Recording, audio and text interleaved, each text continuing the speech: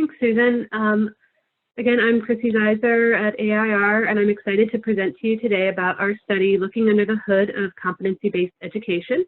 And I wanted to make sure to acknowledge my colleagues, Erin Haynes, Wendy Sir, Catherine Bitter, Lauren Clymer, and Ray Yang, who all contributed to this research. Okay, next slide. Before I get into the nitty-gritty of the research, I wanted to tell you how we define competency-based education, because we recognize that there are a wide range of definitions out there in the field and in the research literature. And as we reviewed that literature, we came up with 6 key features of CBE that we use to define how we conceptualize competency-based education. First, CBE schools have learning targets that are explicit, and they're shared with students, sometimes with student families, and they're rigorous, making sure that it's not just a checkbox of what students must learn, but making sure that those standards are rigorous and, again, explicitly shared with students so that they have a clear understanding of what is expected of them, both within a specific assignment, within a subject area, and throughout the year. Second, the measurement of learning is based on mastery, not based on effort, time. I think that this is a big contrast with how we conceptualize traditional schooling, where seat time equals learning. In a competency-based education setting, a student has not achieved, cannot progress to the next level until they can demonstrate that they have achieved mastery. Third, we have instructional approaches and supports that are individualized. They're relevant to students based on their needs and their preferences. They're varied so that not all students in the same classroom are receiving the same instructional practices, or at least they're getting a variety of experiences. And it offers students independence and responsibility for their own learning. So there are many ways in which this can be done: advising for students, one-on-one advising, use of technology to individualize learning, use of project-based learning, and offering a wide variety of options to students within the classroom. Fourth, assessment of learning. The assessment of learning in a CBE classroom offers students flexibility not only in the modality of how they are assessed, so they could have a presentation at the end of a section of what they are learning. They can put together a paper, they can present their learning to the class, or they can have a collaborative group work project or a portfolio.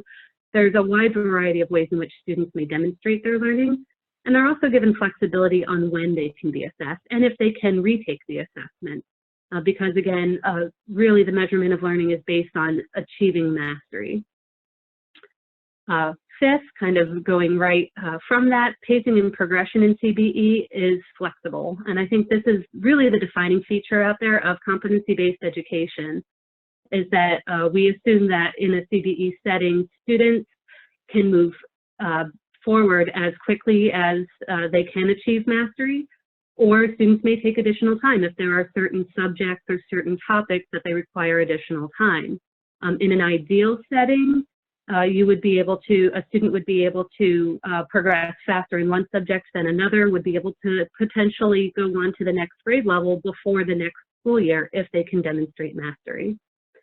And finally, the sixth feature of CBE is when and where learning takes place.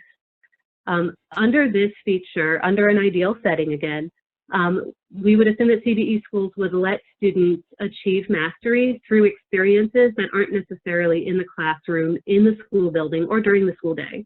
A lot of learning takes place outside of the school building, maybe some service learning or work-based learning experience. Students may take a college-level course at a local community college.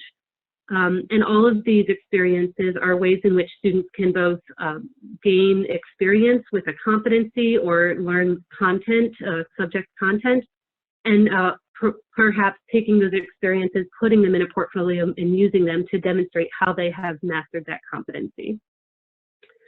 So taken together, these are the 6 key features of competency-based education that we really looked at within our study.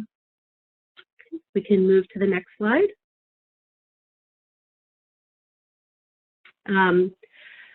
So to begin, I wanted to review, when we designed the study, we wanted to examine exactly how CBE benefits students and what practices in the classroom, school, and district levels led to change for students. In other words, what links CBE to academic success for students? In looking at the literature, this is what we thought was a huge gap. How do we get from this school-level intent to implement competency-based education to actually making a difference in student achievement? So this is the theory that we followed for our study. First, we have schools that want to implement competency-based education. At the school level, there are policies and practices that schools may encourage that teachers implement within the classroom.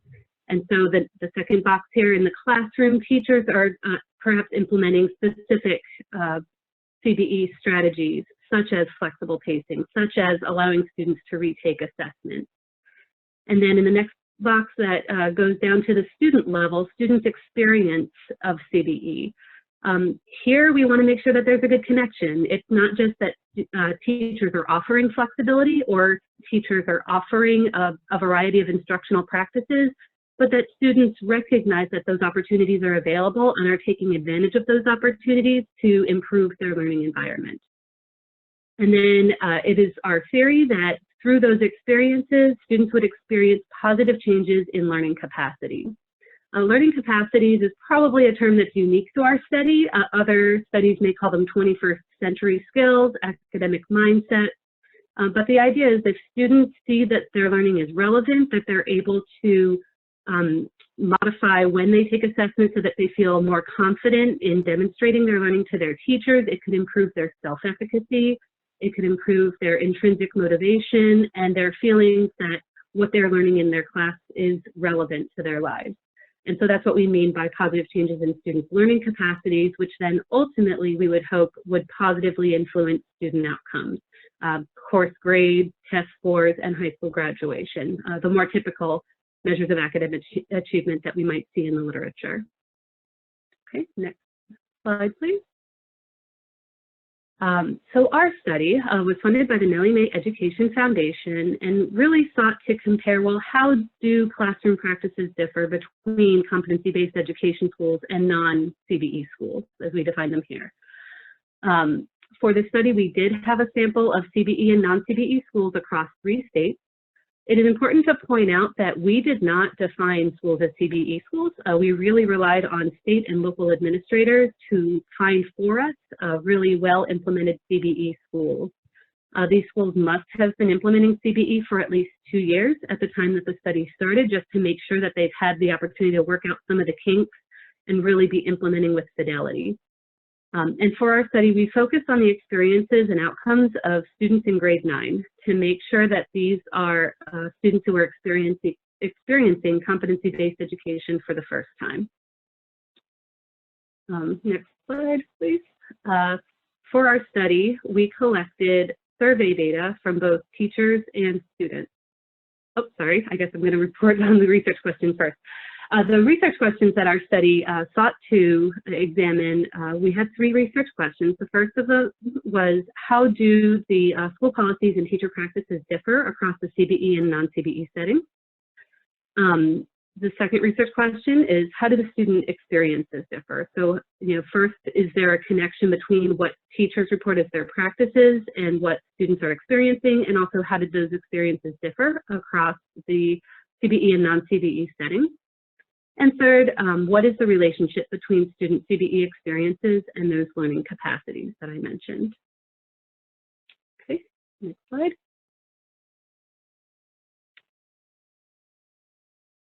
So we collected, as I previously mentioned, we collected survey data for this study in order to really capture the teacher practices that were happening in CBE and non-CBE classrooms, as well as the student experiences of CBE and their learning capacities.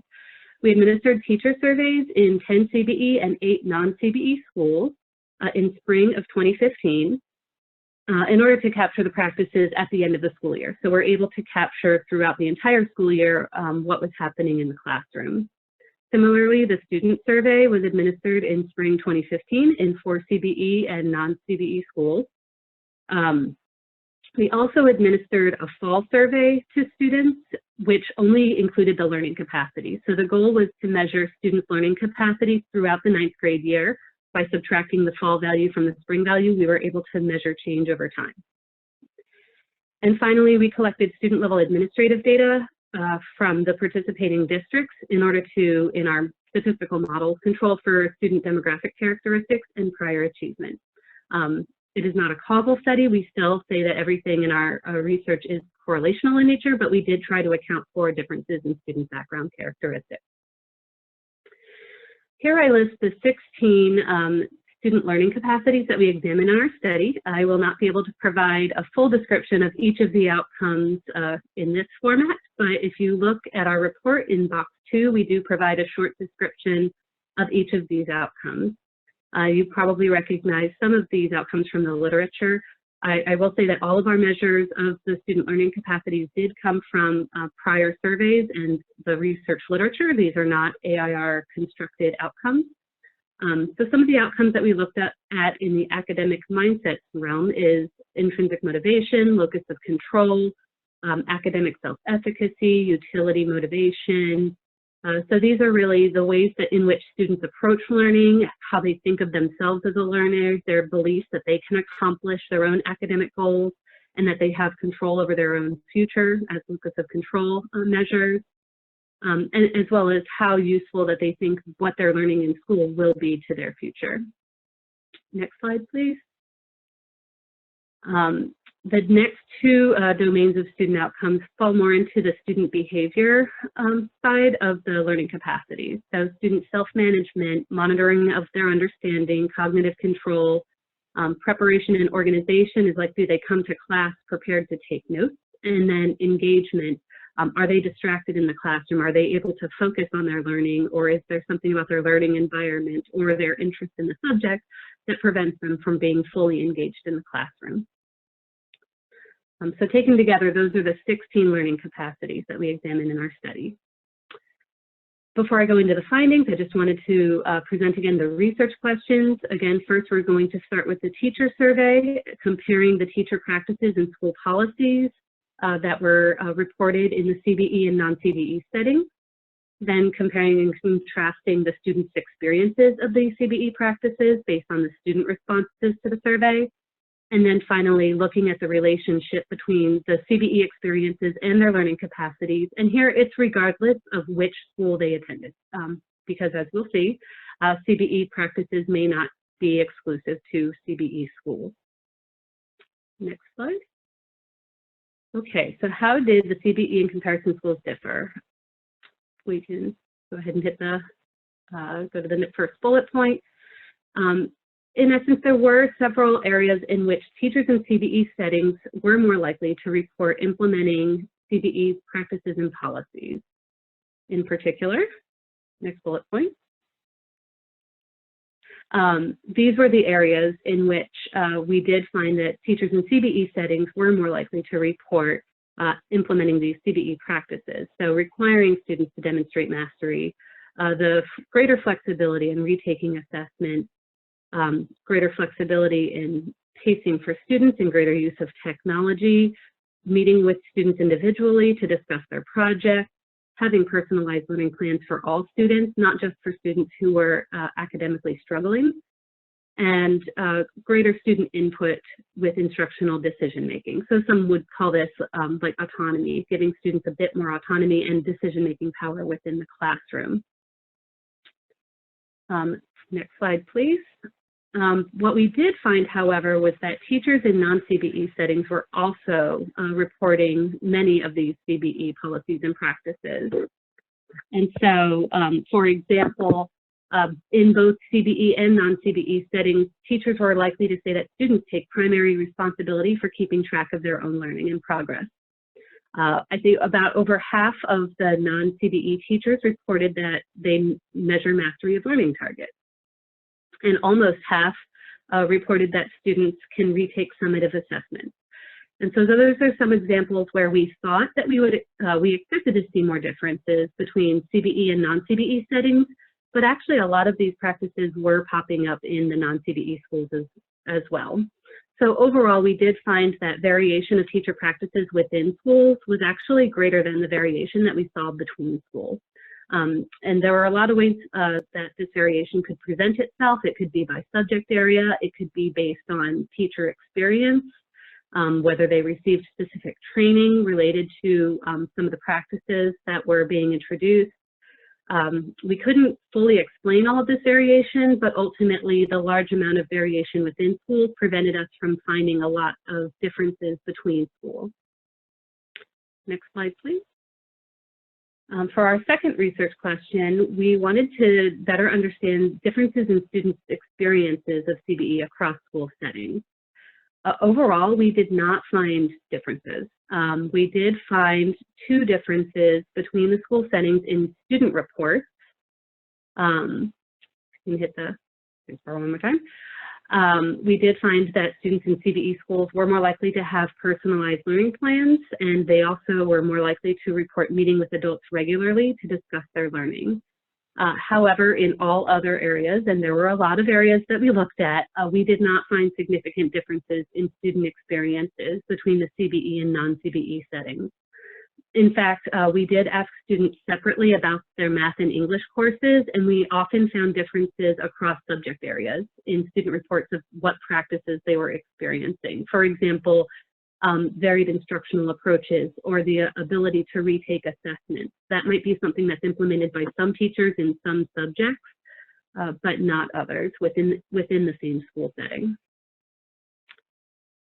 And then for our third research question, we really wanted to explore, again, the relationship between students' CBE experiences and changes in their learning capacities, regardless of school classification. So just grouping together all students across the 8 schools that were surveyed for the student survey, looking at individual student experiences of CBE and how they relate to changes in their learning capacities. We found that not all CBE experiences were related to learning capacities, but we did find several trends. I'm going to just present a few of them here, but if you're interested, Table 7 in our report provides information about all the significant relationships that we found in our study. Next slide, please. Our first finding for research question 3 was that clear learning targets was related to positive changes in the greatest number of learning capacities. So for all of the learning capacities listed here, intrinsic motivation, utility motivation, self-management, engagement, all of these outcomes, we found that students who reported a greater agreement that they had clear learning targets were more likely to experience positive changes in these outcomes. Next slide. So our second finding was that for intrinsic motivation, there were several CBE experiences that predicted positive changes in intrinsic motivation. I've already mentioned clear learning targets, but also expectations that students must demonstrate mastery, flexible pacing and use of non-traditional assessments. So this was only true when we looked at those in math, allowing credit for activities outside of school, and use of a variety of instructional practices. And then our final finding for research question 3 that I will review today is that some of these relationships were specific to math. So in particular, academic self-efficacy in math was related to these CBE practices, the expectation that students must demonstrate mastery, flexible pacing, allowing students to retake summative assessments, and the variety of instructional practices. But when we looked at ELA, these were not significant relationships. And so this really supported the idea that if you are looking at both implementation of CBE as well as how that might relate to student outcomes, it is important to keep the subject in mind, because especially for something like self-efficacy, a student's self-efficacy in math may not be strongly related to their self-efficacy in other subject areas. Next slide, please. So what were our takeaways? Essentially, exposure to CBE practices shows promise for benefiting students based on the relationships we found between CBE experiences and changes in learning capacities. But using the CBE label is not enough to ensure that students will be exposed to the full range of CBE practices. I provide information about the 6 key features of CBE that we looked at, and schools may label themselves as CBE before all of those 6 features are fully implemented, which is totally understandable because sometimes policies are in the way that prevent full implementation on all 6 key features. but just recognizing that just because a school is labeled as CBE doesn't mean that it is implementing all 6 key features to the highest level. And in essence, consistent implementation at the classroom level is key to these positive outcomes. So I believe now we have another poll for you. Do these findings surprise you? And I would welcome anybody to insert into the chat box or onto Twitter any aha moments they had as I was presenting the findings, any way in which these findings are relevant to your work in the field.